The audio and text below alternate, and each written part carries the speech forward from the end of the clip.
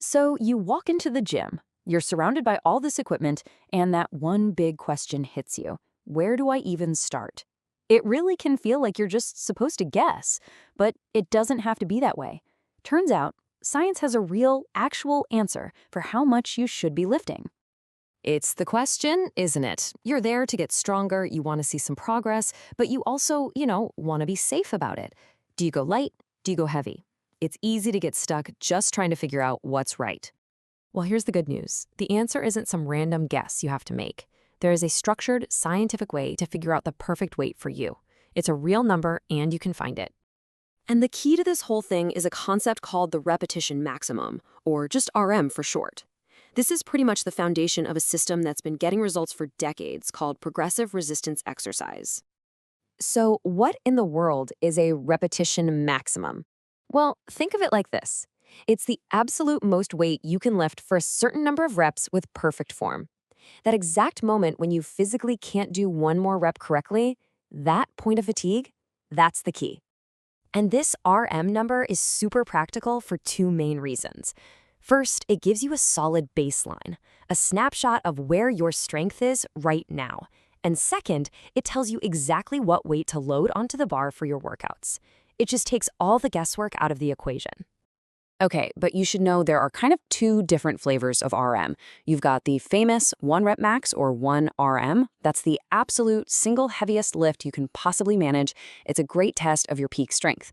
But for your day-to-day training, you're going to be using what's called a multiple RM, like a 10 RM. That's the heaviest weight you can lift for, you guessed it, exactly 10 reps.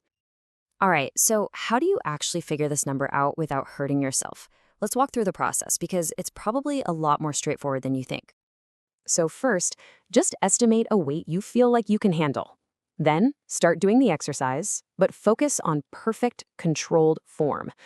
Now, the whole point is to count how many reps you can get before your form starts to break down, before you can't complete another one perfectly. So if you get 6 good reps, then congrats, you just found your 6 RM for that particular weight. But hold on. Before you go running off to find your 1 rep max, we really need to talk about safety. Because testing your absolute maximum strength, well, it's not for everybody, and it's something you have to approach very, very carefully. And this part is incredibly important. A 1RM test is just not safe for people with joint issues, anyone coming back from an injury, or for those with conditions like osteoporosis or heart problems. For a lot of us, finding a multiple RM is a much safer and just as effective way to go. So, once you have your RM number, you can unlock your personal training zone. This is where we take all that science and make it work specifically for your body and your goals.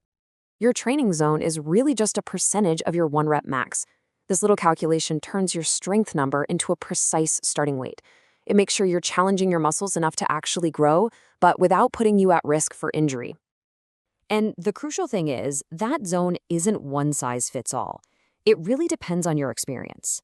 So if you're just starting out, you're going to begin light, somewhere in the 30 to 40% range of your max.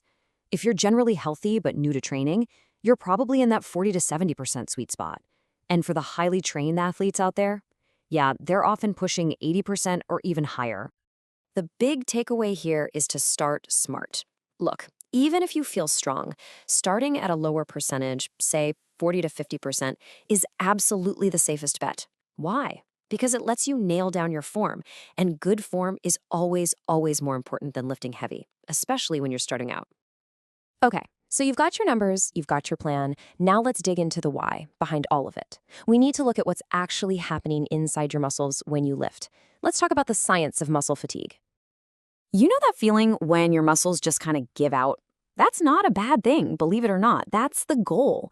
Muscle fatigue is a totally normal, temporary, and reversible process.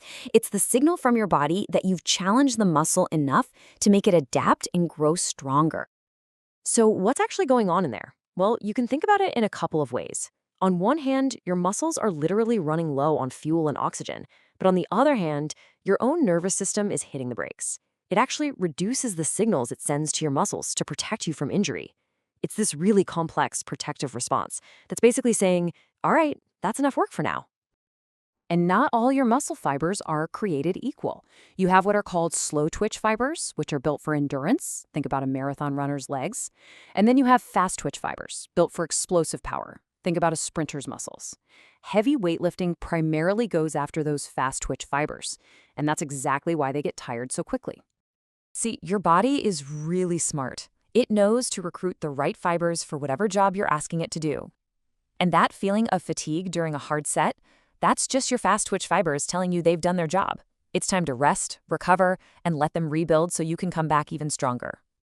Now, this science isn't just a bunch of stuff that happens in a lab. These exact principles have been put into practice for decades in some of the most well-known and effective workout plans ever designed. In fact, we owe a lot to pioneers like Dr. Thomas DeLorme. I mean, we're talking over 60 years ago, he was formalizing these very ideas into structured plans that are still the foundation for so much of modern strength training today. Check out these two classic approaches. The DeLorme method is what we call progressive. You start light and you build up to your heaviest set, so it kind of has its own warm-up built right in. The Oxford method, on the other hand, is regressive. You go for your heaviest set first when you're fresh, and then you drop the weight. Both are proven ways to build strength. It really just comes down to what you prefer. And things didn't stop there. Other systems, like one called DAPRE, which stands for Daily Adjustable Progressive Resistive Exercise, are even more systematic. They actually use how you performed in today's workout to automatically calculate the exact weight you should use in your next workout. Talk about a personalized approach to progress. So from finding your repetition maximum all the way to understanding the science of why your muscles get tired, the main takeaway is this. Getting stronger isn't just about trying hard. It's about having a strategy. It's about swapping guesswork for a precise scientific plan, which really just leaves one last question for you to think about. Are you training smart, or are you just training hard?